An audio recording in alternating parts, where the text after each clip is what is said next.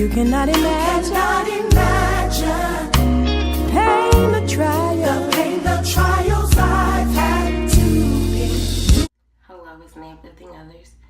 Sexual assault, can it impact just the victim or family members or friends and whoever is around that person, the victim? I honestly think that sexual assault or abuse does not just impact the victim, it impacts everyone around them.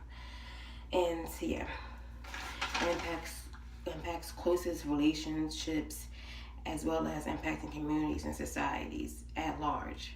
Parents, friends, partners, children, spouses, classmates, and co-workers. So like I said, it affects everyone.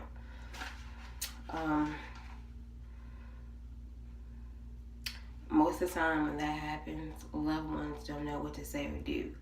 Like, how can you say anything? Like, how can you help someone get through something so traumatic and hurtful? You want to let the victim/survivor know that you believe them, for one. That plays a big part, because you don't want them to feel like, okay, well, it's my fault. It happened to me because of something that I did. It's never the victim or survivor's fault.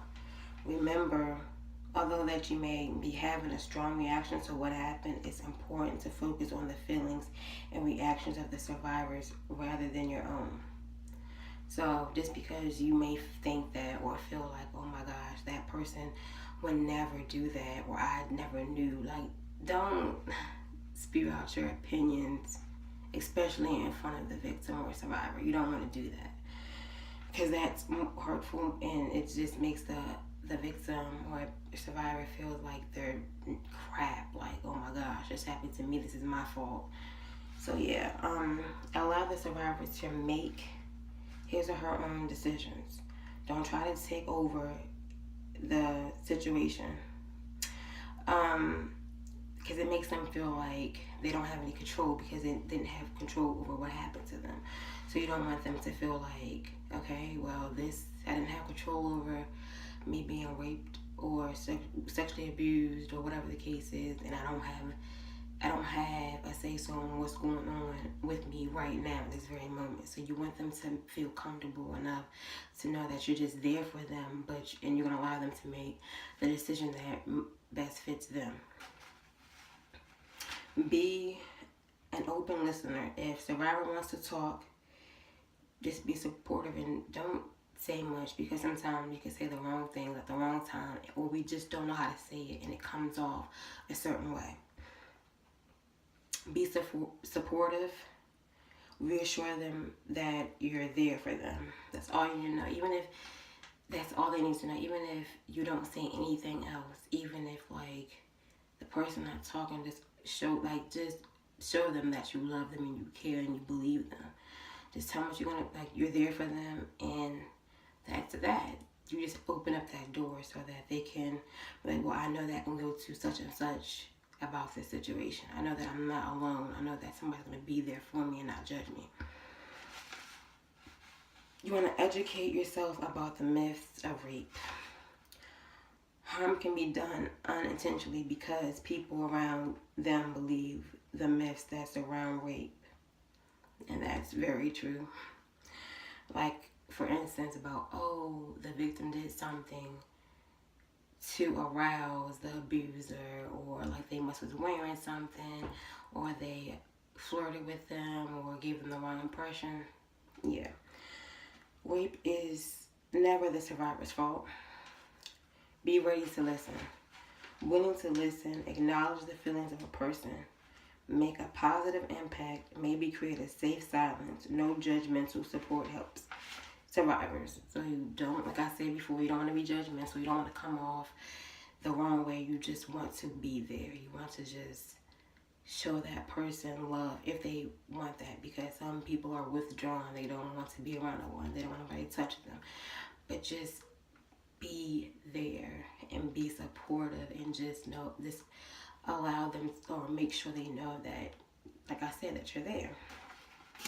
You don't never want to, the victim never wants, or wants to feel like nobody believes and nobody cares, and that plays a part of them becoming suicidal, depressed, and all those other things. You don't want that. So what you do is you try to help them as much as possible. Maybe even give them a little advice depending on how they're reacting to you already. Just like maybe it's okay if you could talk to me or somebody that a professional, or just allow them to vent to you, whatever the case is. I feel like a lot of times we just don't know what to say. And when you don't know what to say, it's like, it could be awkward. It could be like, I don't know what to say, I don't know what to do. And then when you say something, it's just like, you instantly think, oh my gosh, I said the wrong thing. And that can upset the victim / survivor. And then they're just like, I don't have nobody to talk to.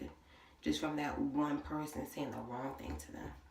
So, like I've always said in my videos, you just have to be supportive and you have to really be there. And you don't want to listen just to always respond. You just listen to understand and just be there. Be the pillow or the shoulder to cry on. Be the person that they can vent to, and just know that it's a safe place. And whatever you talk to with the victim or survivor, you don't want to go back and tell everyone else, because they feel safe telling you for a reason, not everybody else. And yeah, that's my views and my thoughts on that. Sexual assault and abuse can impact everyone around the victim and survivor.